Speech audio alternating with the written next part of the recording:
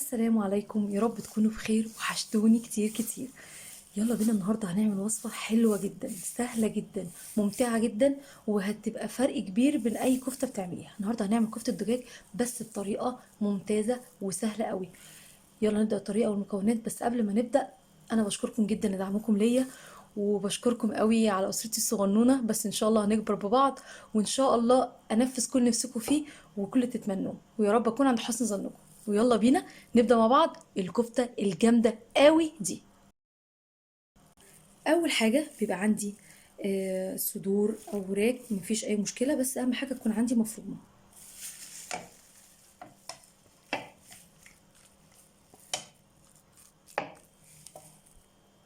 هنزل بعد كده ببصلايه مبشوره بالشكل ده، وكمان معايا حوالي 3 فصوص ثوم مبشورين بالشكل ده. وهنا بقى عندي مكون اساسي، وهنا الفلفل الالوان، بس عايزه اللون الاحمر زي ما احنا شايفين. هقطعه تقطيع ناعم قوي، او تحطيه في الكبه تكايه كده صغنونه وتروحي قافله على طول بالشكل ده. طبعا لو زودنا الموضوع معاه في الكبه، يبقى هنمسك الميه بتاعته ونعصره كويس جدا.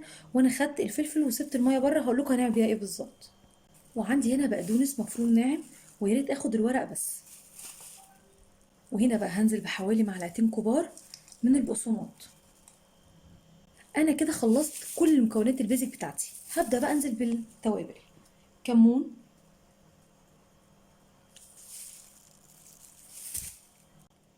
بابريكا،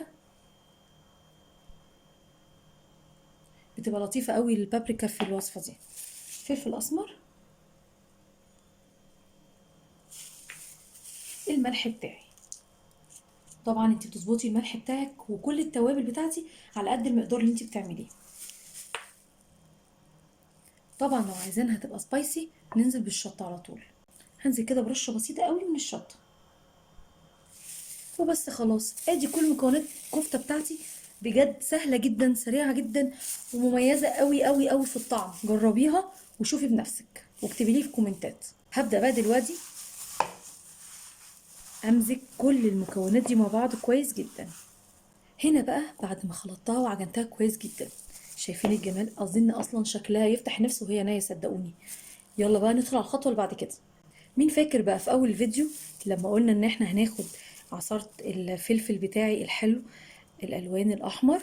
عصرناه كويس قوي، طلع مني شويه الميه دول. هملحهم بس بشويه ملح صغيرين،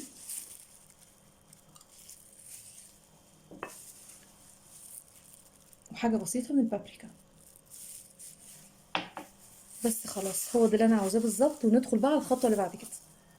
هنا بقى هنيجي لمرحله التشكيل.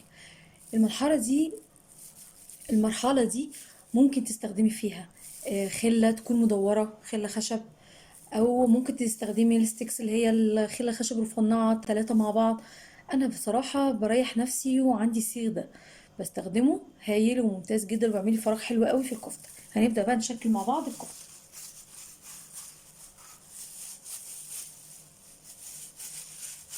بصوا اساسا ماسكه ازاي، وبل ايدي في الخليط اللي احنا اتفقنا عليه، خليط الفلفل الحلو، وابدا اعمل كده.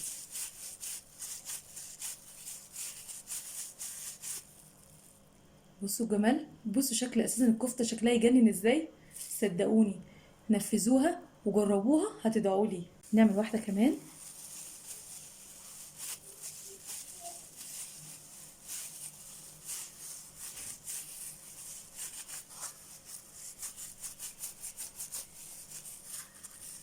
تنسوش الخليط ده، تضيفوه كده على الكفته من فوق بصوابعكم كده. انا مش عايزاها تكون صباع الكفته بتاعي كبير، ممكن تشكليها حاجات يعني شكل تاني يكون مدور عادي، مفيش مشكله، تنفع برضه. خلاص بقيت الكميه وارجع لكم. هنا بقى بكون خلصت تشكيل الكفته بتاعتي كلها بالشكل ده. وبعد المرحله دي لازم اسيبها حوالي نص ساعه، مش اقل من كده، في التلاجة. وهنا بقى بعد ما سبتها ترتاح في التلاجة لمدة نص ساعة زي ما اتفقنا، وبعد كده بجيب الوك بتاعتي وانزل عليها برشة من الزيت، ونبدأ نحمر فيها بالشكل ده.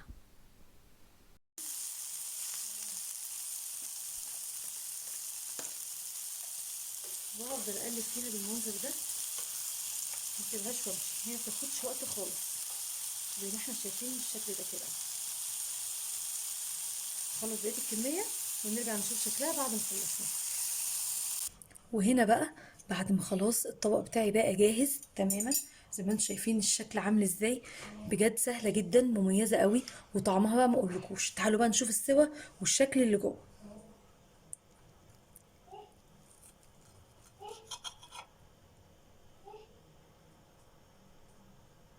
جوسي جدا من جوه زي ما انتم شايفين.